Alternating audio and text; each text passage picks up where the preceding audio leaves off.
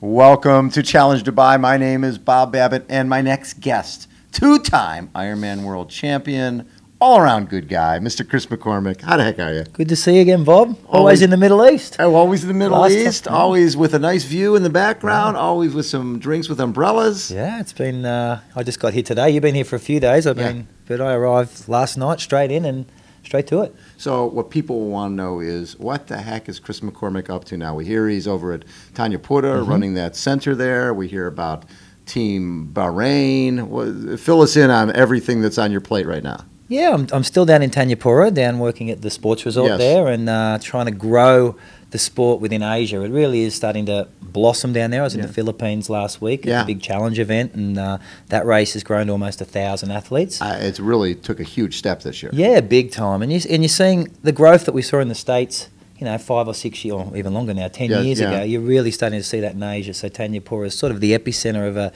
it's like the Boulder of Asia. It's a really, really fantastic facility. We've got swimming pools. Well, it's like an Olympic training center. It is an Olympic training center. And so I'm the executive chairman of that center and make sure everything's working and plugged in and trying to build young elite programs for the school we have on campus. We have an international baccalaureate school, so keeps me busy. And then obviously working with Challenge and Bahrain, Sheikh Nasser being a big part of the Challenge family with the Triple Crown, and trying to plug in and really support a sport that gave me my life and give back to a lot of the pros who are racing ridiculously fast, who we're going to watch tomorrow. It's going to be amazing. So another part of Tanya Pura, besides trying to develop athletes in Asia, different groups come. You might have a swim team come here, especially with the Olympics going to be in Japan in 2020. You might have, and I'm sure you're planting those seeds now, where groups will come and train for a specific period of time for an Ironman, for the Olympics, because you got the pool, you've got riding, you've got running, everything. We've got an amazing aquatic centre. We just have currently on campus the fastest two 50-metre and 100-metre swimmers in the world, the Frenchies, Manadou. Wow. They're there. We just had the Dutch Olympic swim team there. We've become really a big base for the Europeans to come and train with the Tokyo Olympics, as you said, being only 5 years away. Exactly. It's becoming a base. But the Olympians are always there, but it's the amateur that keeps us afloat. And you get a lot of triathletes coming across from Singapore, Hong Kong, Jakarta, where training is quite difficult, and they come and train on quiet roads and in beautiful facilities. So that's really been the primary feeder. So let's talk a little bit about this race. And one of the things that I was talking to some folks about earlier is this race features a 20-meter draft rule. And a lot of folks don't quite understand why that's important. I said, well, when I get Mac on, we're going to talk about the difference between sitting in a 12-meter group where everybody's 12 meters apart, sort of static, and what your heart rate is when you're in that group, and when your heart rate is when you're chasing that group. Oh, it's a game changer. We saw it in Bahrain. It was first implemented at Challenge Bahrain, the 20-metre draft rule. It was really brought in because it was requested by the professionals. They wanted a bigger draft zone, and it's a game changer. When you start thinking of, we've talked about in the years I was coming through Ironman, this pack mentality and this pack racing that became part and parcel of Ironman racing. It's a game changer when you're sitting at 12 metres. That 15 metres tends to be that part where you start to feel dislodged from a group. Make it 20, you no longer feel attached to the rider in front of you. So if you have a little bit of a rough patch and it goes to 25, 30 metres, you're gone. You're done. Yeah, so the old 12-metre draft rule, you can sort of hang in there, drop to 15 and you keep yourself in the game. You go for a little bit of a rough patch, but you still stay in that group. You ride out that storm and you stay connected. But at 20 metres, it's a huge game changer. And we saw it in Bahrain. It blew the pack apart. It was a very, very fair race, and the true triathlete ultimately won the event. And you saw that in Michael Raylert, who does not have a weakness. And the big question this week is, that's the first time we've had both world champions at the 70.3 distance racing and both world champions going into this 20-metre draft rule. So it's non-drafting rule. So it's everyone's talking how Javier Gomez is going to handle that big of a 20-metre rule, because the people who have raced it know how difficult it is. The other thing, talking to Tim Reed a little bit, he mentioned that the big advantage for 20-meter draft rule is when you get off the bike, you know that everybody's going to be fatigued, right? That nobody, because normally if you're the guy chasing, you're not a front pack swimmer, you're chasing. When you're coming back from Javi, you're going, oh my God, everybody's, you're looking and seeing there's this group of guys and here I am in Twilight Zone. And so when you get off the bike, you are have the same advantage as everybody else, that everybody's fatigued. Yes, and that's why I like guys like Timmy Reed. When you look at the athletes that have come from a weaker swim, Right. and they've developed the swim, but they've grown up with a core chase mentality, which means they've had to put their head down early in a race and chase. They're used to riding a bike hard. So this 20-metre draft rule plays, I call it the draft rule, but it's really a 20-metre non-draft rule, isn't Exactly, it? yeah. This 20-metre rule really plays into their hands, because for the swimmer who's used to being in that front group and used to having a little bit of that pack assistance, Yes. because the front group's been with them, they don't have that anymore. So that feeling of fatigue getting off the bike can be foreign to many of them. And I think it is, without question, the fairest rule you can bring into pro racing when you're looking at dollars like they're paying this weekend. Yes. There is no question over who wins this race. There's no, well, he was a little close on the bike at Yeah. 20 metres. Yeah. It's fair game. So talk a little bit about if you were sitting in that group, and then you've been both, right? Mhm. Where you're sort of in that group relaxing a little bit, or when you've been behind chasing. Difference in heart rate.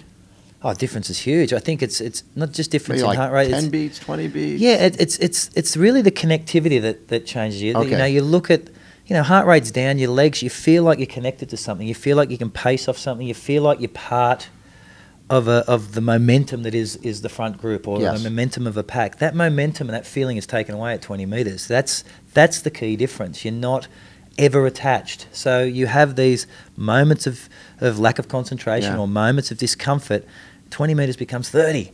And that is, you're out of it. You're no longer, you see it on a training ride. Many of you have been out Sure. there and you see someone at 20 metres and you're chasing them and you never seem to get across them. But when you get within that 10 metres, you're connected and you get onto that back wheel. And that really is the case in, you've got the difference between nowadays and 10 or 15 years ago Mhm. is so many guys are getting out of the water at the same time. Exactly. And that's been the biggest game changer. And they really had to implement a rule like this, because there was always the talk after race. Well, There was a lead pack. there was a and lead yeah. pack. I couldn't get across, and it was the super bikers the only the super bikers that could do it, the Keenlays and that. Right.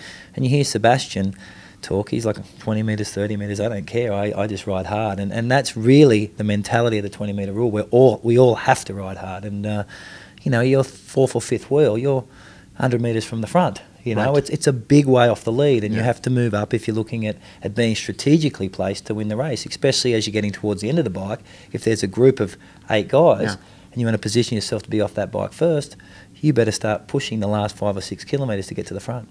So when you look at this field, like we talk about, Michael Rayler looked amazing in Bahrain. The fact that his season did not go well, but he got fit for the end of the season and has been on fire. Yes. Riding really well, obviously doing everything else. Javier came off again, winning 7.3 Worlds. He's won Xterra. He's done everything. Yeah. Bringing that short course speed, 29-minute 10K, when you look at their half marathon speed, it's about the same. Like both of those are 108, 109 guys.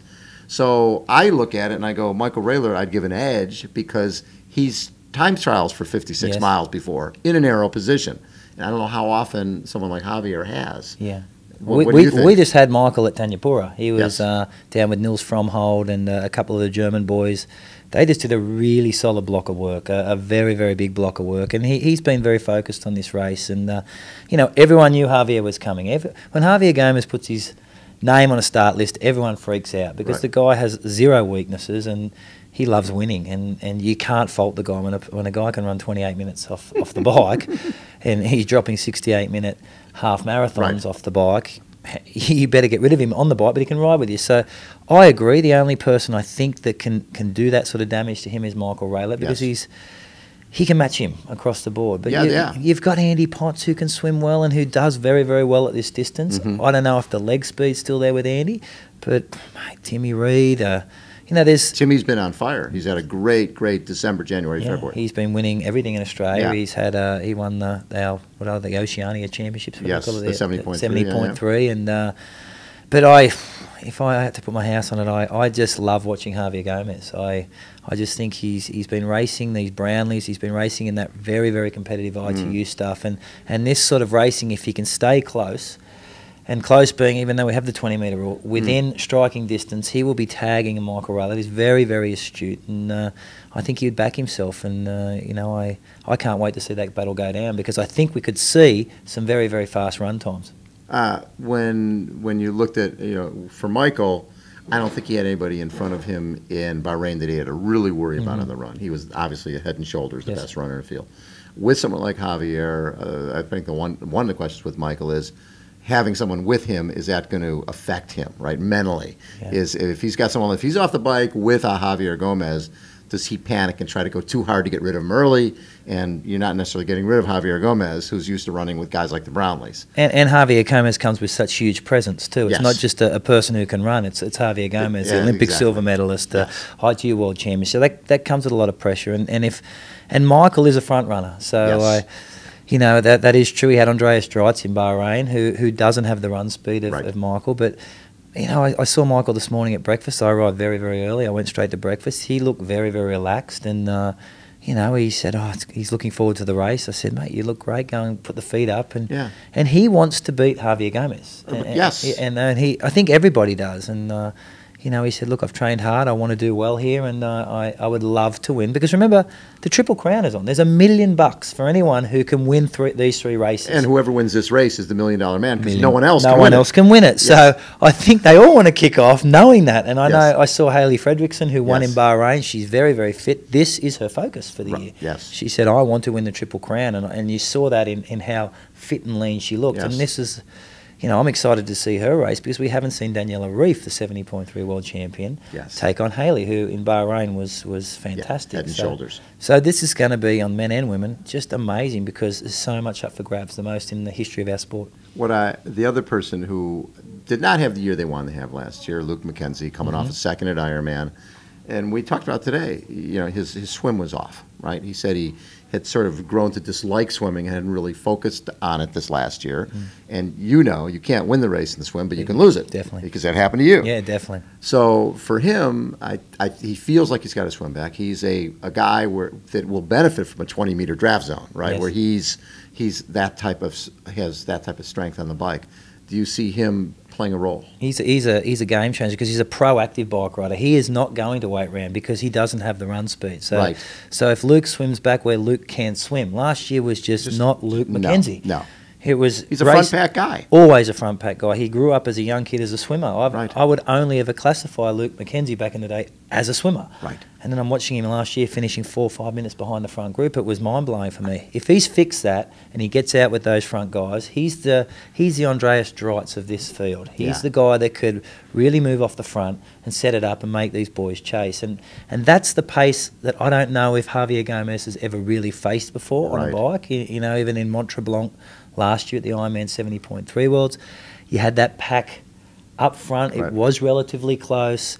And they stayed together, but there was no powerhouses being able to break away. And at 20 metres, Luke McKenzie, when I run my finger down the list, is the guy that can really blow this field apart in the bike. Right. And what I love is the mix between the Olympic guys, the 70.3, the halves, and the fulls. Yes. Right. You got all these guys, so you don't really know, and the fact that it's sort of what used to be off season. Yeah. So you don't really know. Someone like an Andy Potts is here with his wife. He's having a little vacation. Never been to this part of the world.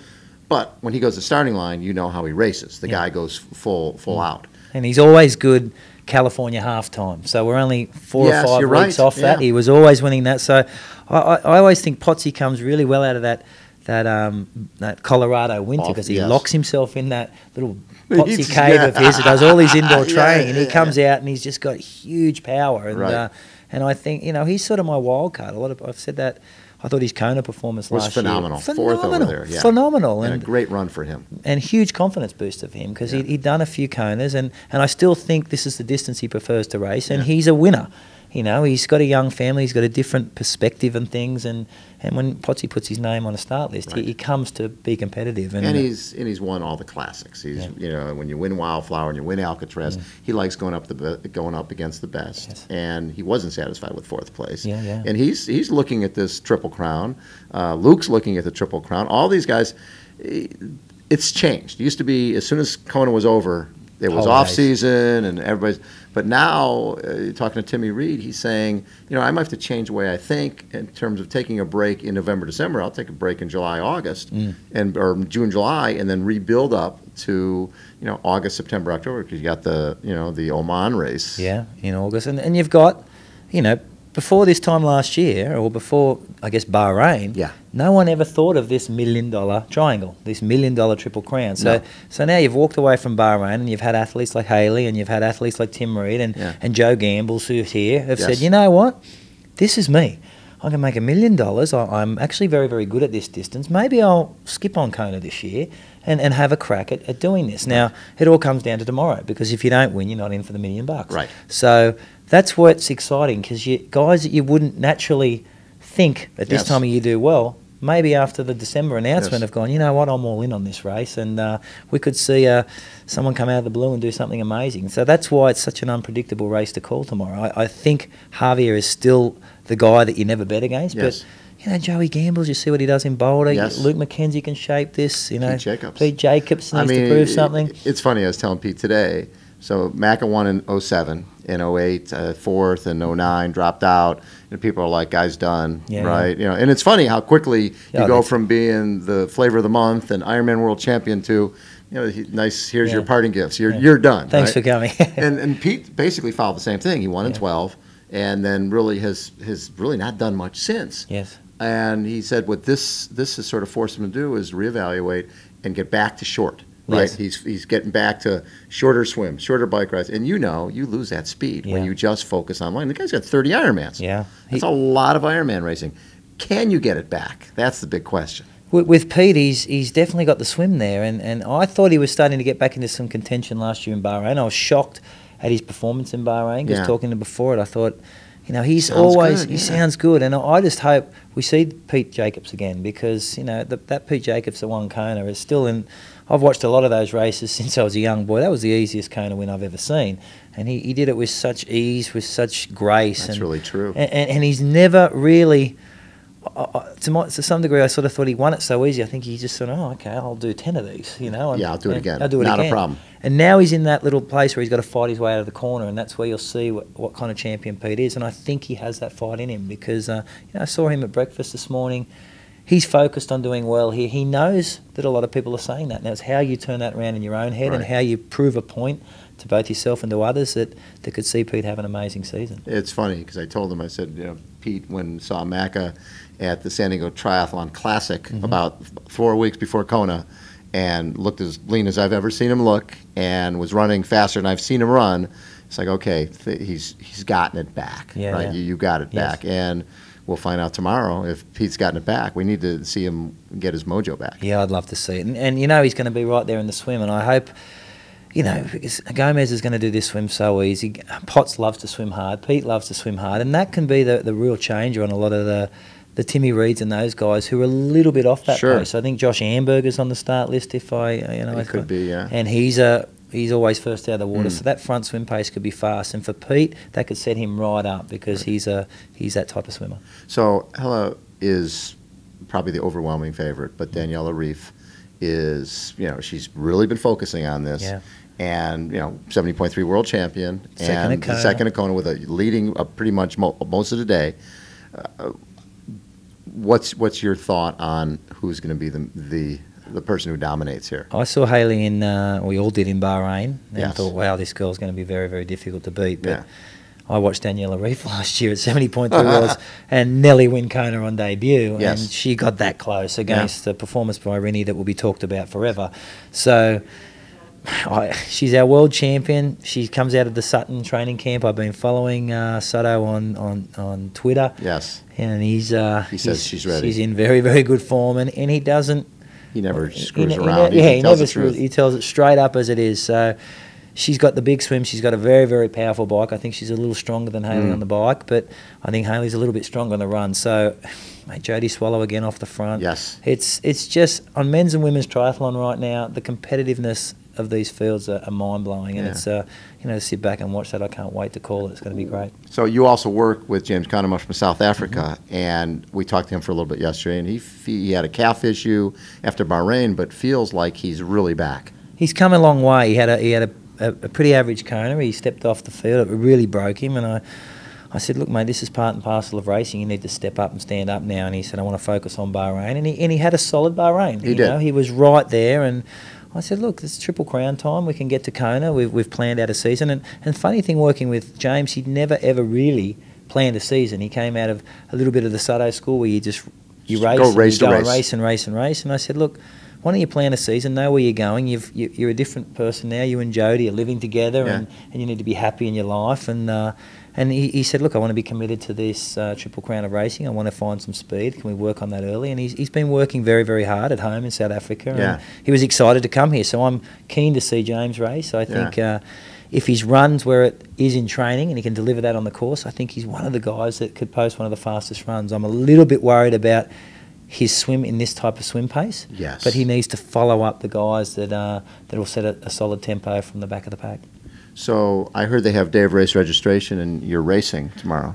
I'm rolling. I'm about 5 kilo overweight. Every single day I wake up going, today's the day I'm going to start training. I'm going to start today. And Welcome to my world. I've been sitting there for 30 years. Tomorrow, I truly understand tomorrow never comes, does it? Never. I'll do it tomorrow. But but man, that burrito looks good. Yeah. And that's sort of what's happened to my, I've been so busy and working all this stuff out. And for me, I've been getting a lot of satisfaction out of it. I was going to ask you if it is as satisfying, because it's hard as a world-class athlete to sort of move on. I've found it the most satisfying.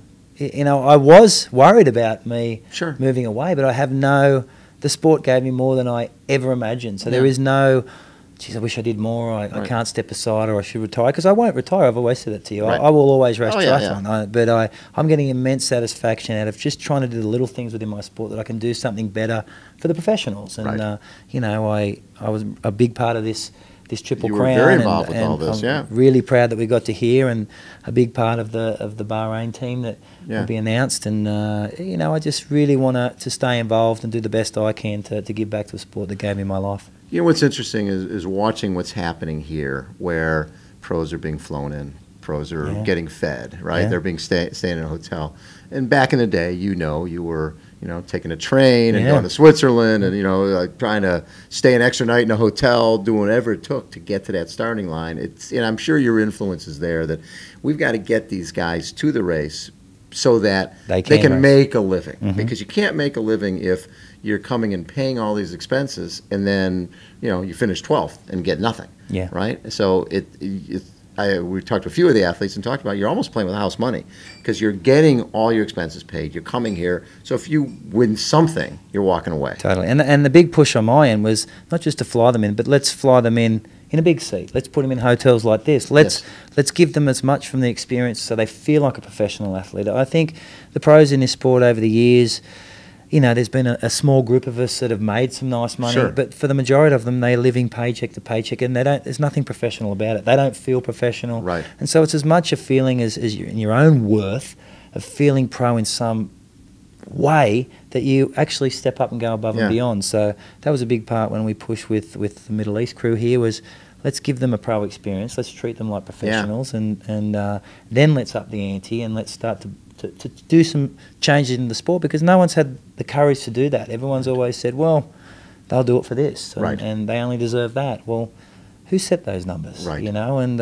Under Armour for me was a big game changer, because they saw numbers that were... They looked puny to them, right? They're like, we're paying football, basketball, baseball players. This is ridiculous. And that was really where I said, well, why are those numbers in our sport? Well, let's just change the game. And it takes visionaries like Sheikh Nasser to do that, people that love our sport. And from my perspective, I just really, really push, because for the young pros in 20 years' time, if there's a young pro making $10 million a year, which would be an absolute dream of mine, there's no animosity on my side that I didn't make $10 million. Maybe that gives me more of a chance that I'd be employed by this guy to help him in be his gardener. Exactly. So that's really how I see it, because I become a champion of a sport that is legitimate and a sport that is professional, and that's how I view it. I don't have any. I don't want to get on a start line with Javier Gomez and Michael Raylert, and I just think I just like to sit back and admire how wonderful they are, and hope that at the end of their career they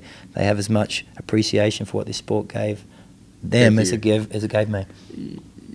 Being sort of a consultant with this group, I mean, you could have said, listen, let's just bring the big name guys. Let's bring Javier. Let's bring Michael Raylert. Bring those guys. That's our media. We don't really need to have the guys who are just getting going, or the guys who people don't know their names.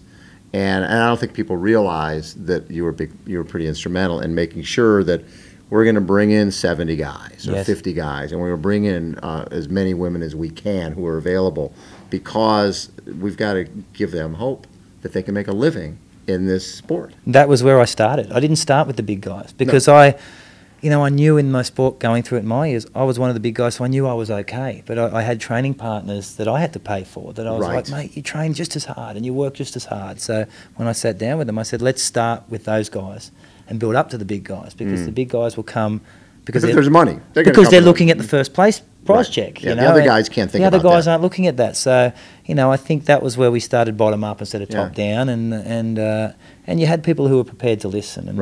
And there was a lot of, I'm sure there was a discussion back and forth. We need to spend all of this. Yeah, totally. And there was a lot. I was a bit shocked in some degree, and a lot of the people within the sport that have been here for a long, long time that were like, we don't need to do this. It's always been done this way. I'm like, well, maybe this way isn't right. Let's change the game when we have the opportunity to do that. And even with this team, we had people come across and say, you don't need to do this, and you shouldn't do that, and that doesn't work, and this doesn't work, and that athlete doesn't need to be paid that much. And you're like, please, let's make a change when we can, and when there's an audience and a group that want to do something with our sport, they're in love with the sport as much as I am. If they share the same passion as I do, and they actually have the instruments to change it, and they're keen to do that, why would you get in their way? Why would you try and stop that? Exactly. And I'm just like, let's go for it. And I get a lot of satisfaction sitting at breakfast and chatting to the young guys that go, Mackie, you're a bloody legend, mate. Thank you, because I'm glad to hear. If Chris McCormack was a young athlete now, I'd be ecstatic. Exactly. And you've got, seriously, this has become a 12-month sport, right? Yeah. You can really decide, okay, this year I'm going to focus on Asia. This year I'm going to focus on the Middle East. This year I'm going to focus, I'm going to live. I think it may have been Tim Reed we were talking about. Oh, it was Pete Jacobs.